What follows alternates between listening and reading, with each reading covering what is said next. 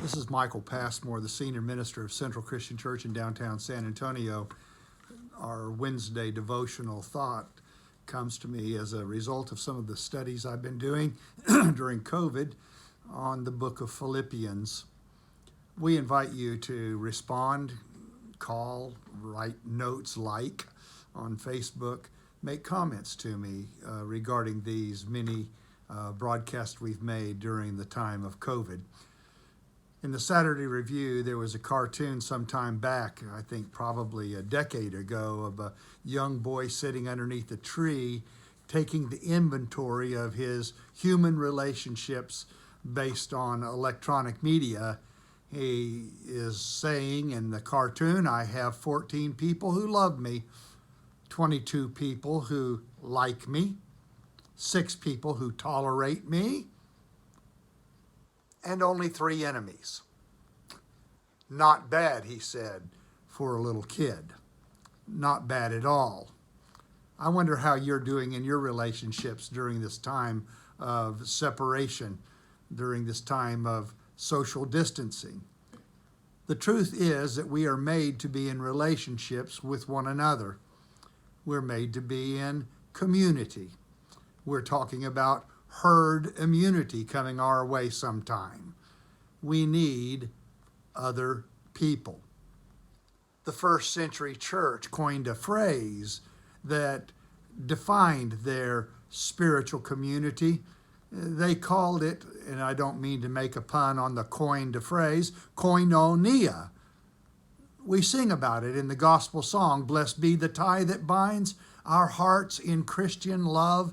The fellowship of kindred minds is like to that above.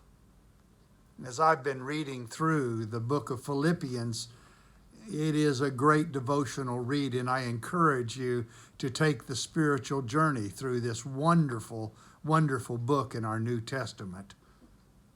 It reads well. Paul's first church, founded on European soil, Philippi.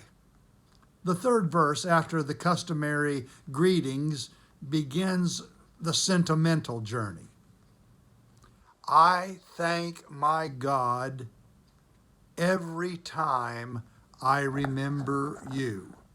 What a wonderful sentiment and a wonderful feeling that the Apostle Paul gives thanks to God for every remembrance of the people from his church in Philippi, the fellowship of kindred minds. When the Apostle Paul started to count his blessings, he didn't start with his degrees earned, his education under the great Rabbi Gamaliel. No, he didn't start by his financial assets accumulated or even his wide travels to every single port in the Mediterranean world. No, he began by thanking God for the relationships of people that he had shared in his life. Now, we may not agree on everything. Sometimes we are like 2 porcupines on a cold night, needing closeness for warmth, but the closeness comes with a quill stick. Arthur Schopenhauer talks about a family or a group of porcupines, and he invents the phrase, keep your distance. The porcupines agrees that they will get close enough for a little warmth, but not so close that they stick one another.